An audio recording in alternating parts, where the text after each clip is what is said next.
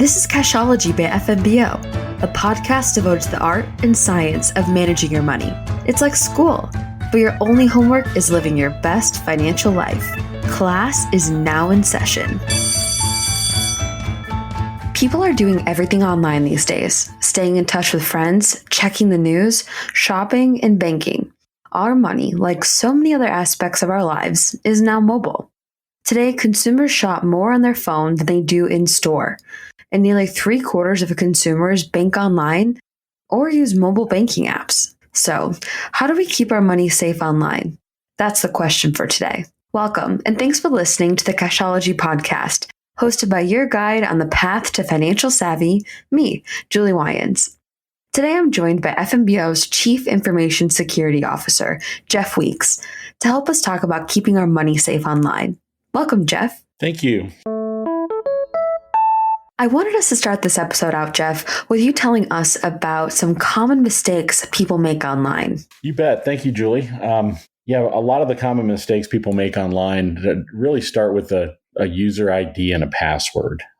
You really need to make your user ID and password as strong and as difficult as you can, because, keep in mind that, the weaker you make it, the easier you make it for you to remember. You're also making it easy for the hackers and the bad guys to remember or break into it. I've actually heard that the word password is one of the most popular passwords out there. Is that true, Jeff? That is true. It's amazing how many people actually use password as their password. That's the number one hacked password on the internet now, as well as, most of the things you get when you buy online or you get a new PC or a new iPad or a new iPhone or anything like that. It comes with the default password of password in there.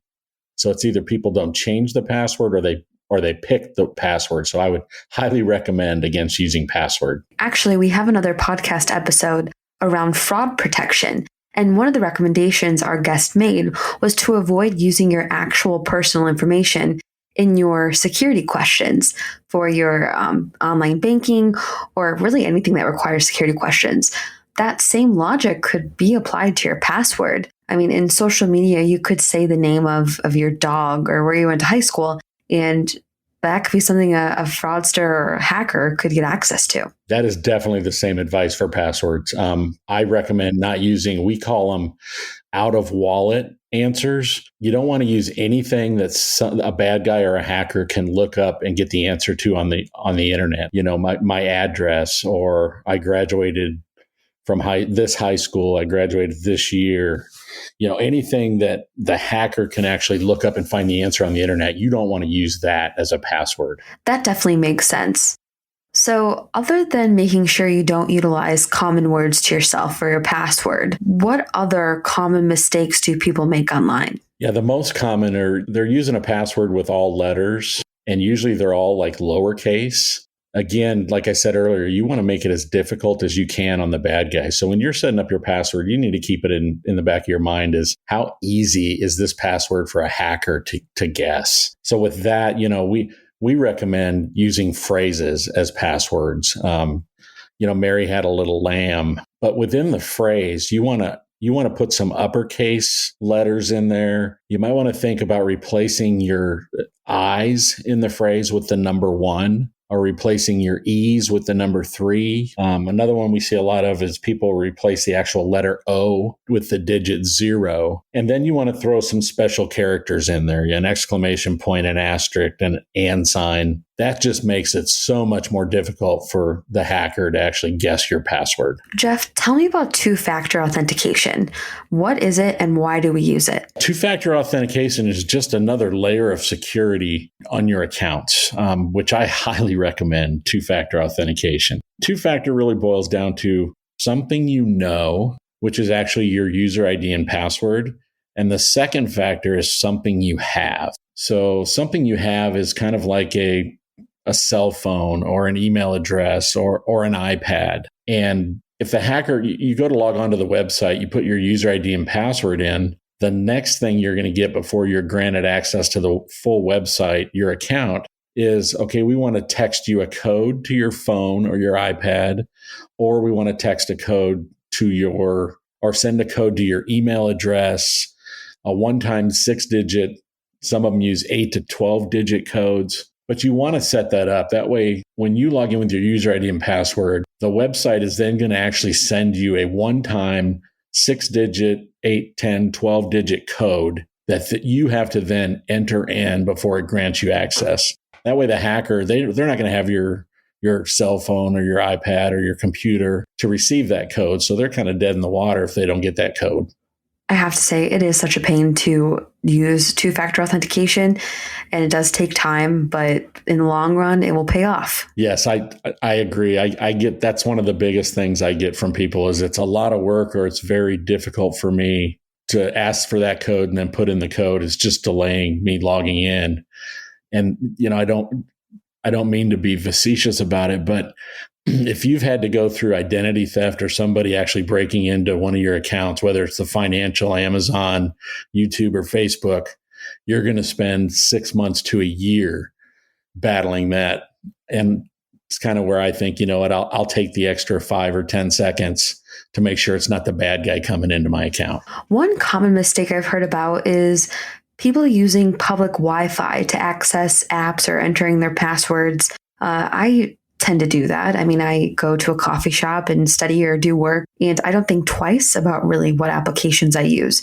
I mean, what risks do I run into? It is a huge risk using public Wi-Fi. Probably one of the biggest vulnerabilities I see out there right now is the public Wi-Fi.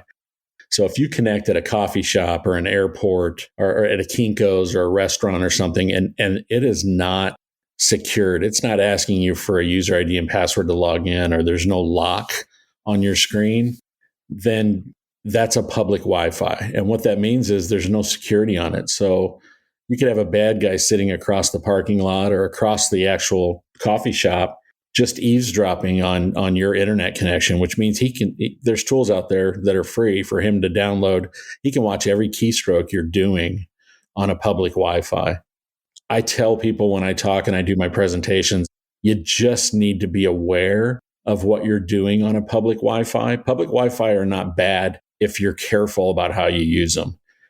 And what I mean by that is if you're on a public Wi-Fi, you can surf the internet and look up Google and all that kind of stuff, things you don't care about people seeing you do.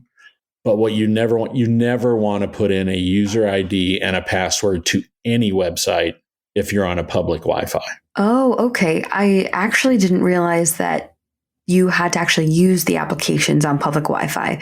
I thought that hackers could access your data just in general on public Wi-Fi. That's correct. Now it is, with the public Wi-Fi, if you get a really educated and smart hacker and he's not just after your user ID and password, but he wants to take over your phone, that is a channel for him to get into. Chances are he's not, because he has to be very quick and quiet about what he's doing.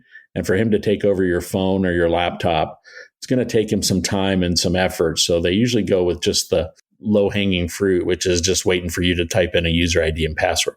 But they do have the capability of trying to take over your personal device. Oh boy, I'm thinking back to those times that I've traveled abroad and really relied on public Wi-Fi to get around. In those instances, I did not purchase a phone plan, so I'd always try to find some sort of restaurant, coffee shop, and use their Wi-Fi there. Yeah, if you're in a coffee shop and you're looking up Google or pull up maps, internet maps or anything like that, just think to yourself, do I really care if somebody sees what I'm doing on the maps or Google? If you don't, then it's fine to use it. Probably the biggest question I get, which I agree with, is, Jeff, I'm in an airport and I have to do some online banking. All I have is my cell phone with.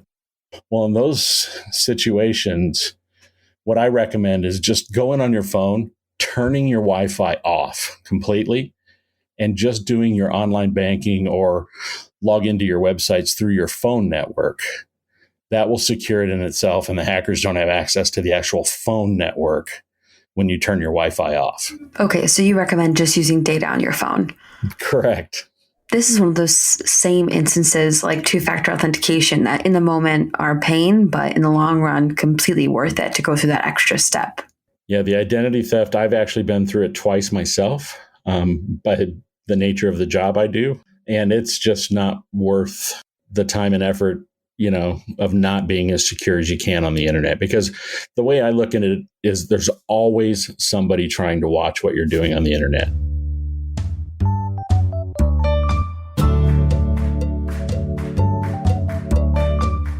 The other concept that I wanted to talk about on today's episode was phishing. And it's definitely not fishing like gone fishing to the lake, but phishing PH. Can you tell us more about what phishing scams are? You bet. That's probably the number 2 most used hacker technique on the internet. Phishing is where they will send you an email or they'll text you a code or actually call your phone with a voicemail. And they're going to try and disguise themselves as somebody your financial institution or an account rep at Amazon.com, and they're going to try and trick to giving them your user ID and password. And what it usually is there's a link in the email and it just say, this is your financial institution. We've noticed some activity on your account. Please click here to log in and answer a few questions for us. What the user doesn't really know is when they're clicking that link that came in a phishing email, they're actually going to a website that looks exactly like their financial institution's website or Amazon.com. And the first thing they're going to do is type in their user ID and password. When they type in their user ID and password, the hackers just recorded it on this fake site. And now they're going to go log on to the real site with the user ID and password. So how can we ensure that the emails we're receiving are from the intended sender versus part of a potential phishing scam? What I always tell people is if you have any doubt that it's legitimate, delete it. If you want to go a step further, if something's coming from your financial institution or your credit card company and it just doesn't seem right to you, call your bank or call your credit card company and ask them if they sent the email. The one thing we have seen is the hacker will never send the same phishing email to the same person twice. So, if it is legit and your bank or your credit card company is contacting you, you delete it, you're going to get another one from them. Maybe when that second one comes in, you actually give them a phone call. But the safest thing is if you have any feeling to believe this can't be legitimate, just delete it. Yeah, and it would be very rare that a financial institution would email a customer requesting their immediate attention. Normally, that would be over the phone. And even then, we highlighted this in our fraud protection episode. We would never ask for information if we called you. Of course, if you call into a bank, we would want to verify your identity, but you should be extremely diligent and scrutinize who calls you and asks for personal information. Yeah, I agree. Most financial institutions, if not all of them, they will not send you unsolicited communication asking for personal information or asking you to log in to the websites. That's just a bad tactic, and most financial institutions will not do that. Absolutely. Jeff, as we round out this episode, do you have any other piece of advice that you'd like to share? I would say the biggest piece is just try to keep in the back of your mind every time you're on the internet, somebody may be watching. Do I care what they're seeing that I'm doing right now? And if I do, have I done the right things to protect myself? It's a mindset you have to get into that somebody may always be watching. Have I done everything I can to protect myself? Thanks so much for being our guest today, Jeff. For more information about keeping your financial information safe online, go to fmbo.com/security center. Thank you, everyone, for listening. Don't forget to subscribe and keep an eye out for more Cashology episodes coming your way soon. Investment products are not FDIC insured, not a deposit or other obligation of the bank, not insured by any federal government agency, not guaranteed by the bank, may lose value. This podcast should not be copied, reproduced without permission. Information and statements within this podcast are subject to change without notice. Information and statements in this podcast are for informational purposes only and are not intended to constitute investment advice or recommendations. First National Bank of Omaha does not make any representation or warranty as to the accuracy or completeness of any information or statements within this podcast.